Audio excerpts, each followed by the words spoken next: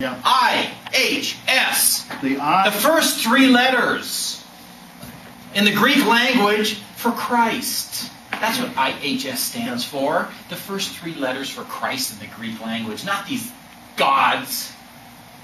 Well, that's why I say the guy sinks himself in his own ignorance. Well, he's doing a good job. Okay? So, and this is just a little bit. Where's the other one, Linda? This is just a little bit on the Eucharist. He has a full-blown one called the Death Cookie, where he really goes into detail as far as how we get this from our pagan gods and blah, blah, blah, blah, blah. But this is just briefly going over the top here. Okay, well, we need another 5 Keep hours. going, we're not done yet. Keep going. All right. Well, I got one more class. You want to keep going for another 10 minutes? Yeah, Sure. yeah. Is that okay? Sure. My goal, I want to finish this book for us by next week. So, You can do that. okay, well, let's just go ahead and continue there. Almost there, halfway. Okay, then right in the middle of it. The Holy Eucharist is placed in the center of a sunburst design called a monstrance. True or false? True. Yeah, we call it a monstrance. Okay. Roman Catholics must bow down and worship the little wafer as God or else. Wow. Wow. Has anyone dropped dead? Have you seen anyone drop dead if they didn't bow down to the monstrance? I don't know what it means, or else. You know, and remember, who's the audience he's writing to? He's writing to non-Catholics or Catholics that don't know their faith. So just think of a person who reads this thing. You must bow down and worship this funny-looking thing. You know, you worship no one but God. You know, or else. You know, making it sound like if you don't bow down and worship this thing, you're going to be struck dead. Just what he's implying here. Who dreamed this up? The Egyptians called it Osiris, long before the popes called it Jesus. Well, once again. So the bottom of it here, he says, who dreamed this up? The Egyptians called it a long time before the popes called it Jesus. So the popes now are declaring who Jesus is. Isn't it the other way around? Yeah, a little bit. Okay. So what it's doing here, making the Pope sound like the Pope is just defining religion. All right? Doesn't this information upset you? You? It does. Okay? All right. You busted the table. I broke the table. Okay. Oh, can we just do the next page here? You have Okay. to go halfway, and there's 22 pages in the book. Okay, so we're going to get that. And you're on page 10. Around 1563, the Catholic Church created horrible laws at the Council of Trent that made it a death sentence for anyone who said the bread and wine used in their Holy Communion were only symbolic. Did we have the Council of Trent in 1563? Yeah. Yes. It was an ecumenical council? Yes. They determined. This was after the Reformation, and the Council of Trent went through and they defined, this is truth, this is truth, this is truth for the church. Okay?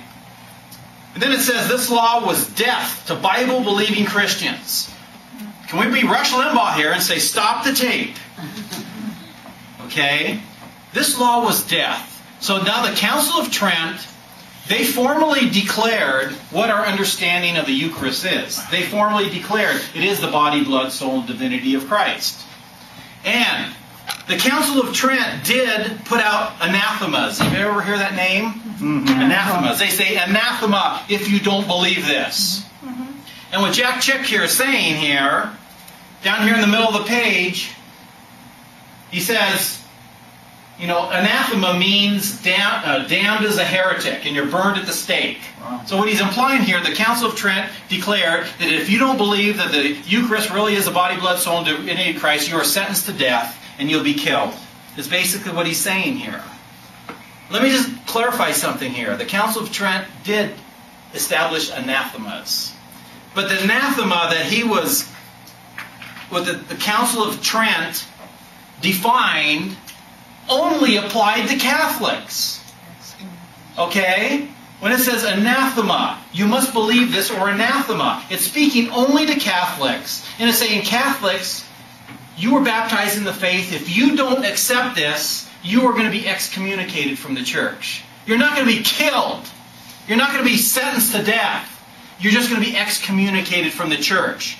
And when it says anathema here, this didn't apply to non-Catholics. How can you excommunicate a person who's not even a member of the Catholic Church in the first place?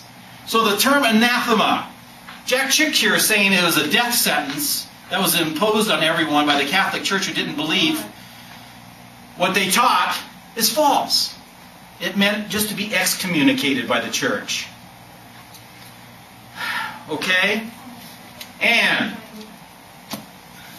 does he get what he's going here? He says, anyone who said the bread and wine used in their Holy Communion are only symbolic. Do you see where he's coming from? He's a fundamentalist. He believes that the Lord's Supper is only symbolic. So he's trying to make the comparison. The Catholic Church says it's this, and if you don't believe that, you're going to be killed, fundamentalist. That's not what it said. It said, Catholics, if you don't believe that, you're going to be excommunicated from the church, is what they're saying. The best part on that page, Vic, is where it says all this history's been covered up, so don't try to prove me wrong. Oh, okay. Well, it's all covered up. That's probably why I didn't get the information. I'm sorry. I'm doing a bad job for you. I'm skipping over some of the components here. I'm glad you're picking some of the stuff It's out. interesting that they were the only ones able to find it. Yeah. And let's go now to the next page here. We're going to finish up communion here. When Helen takes the wafer god, notice how's he implied? Wafer god, this little round wafer that these Egyptian gods worship. This wafer god, during Holy Communion, she must believe she is eating the creator of the universe. She must believe. Well, yeah, we do teach that we believe it is the body, blood, soul, and divinity of Christ. Okay? She can now tell everyone she has received Jesus as her Savior. Yeah, that's true. It's a way you can personally receive Jesus Christ as your personal Savior. Then the big black box. Protestants believe the Lord's Supper is symbolic. He makes this claim here. Wrong. Some do, some don't. Some do. A lot of Some do, some don't. What Jack Chick did here, he just condemned half of Protestantism. Yeah. Do you know Lutherans, Presbyterians, Episcopalians, Anglicans, they believe it's more than just a symbol. But here, Jack Chick blatantly just says Protestants believe it's only symbolic. So he's going against Protestantism right here at the same time.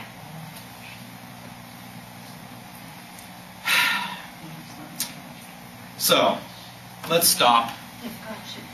That's on the Eucharist. It keeps going.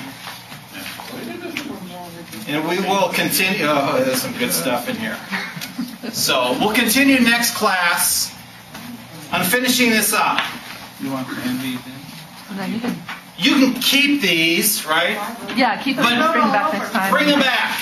And you can have them yours. I don't. Mary Ann bought these, so you can thank her for getting these for You can me. have them all. We'll bring them back next week. So we can use them. Yeah, next week for the class. Yeah.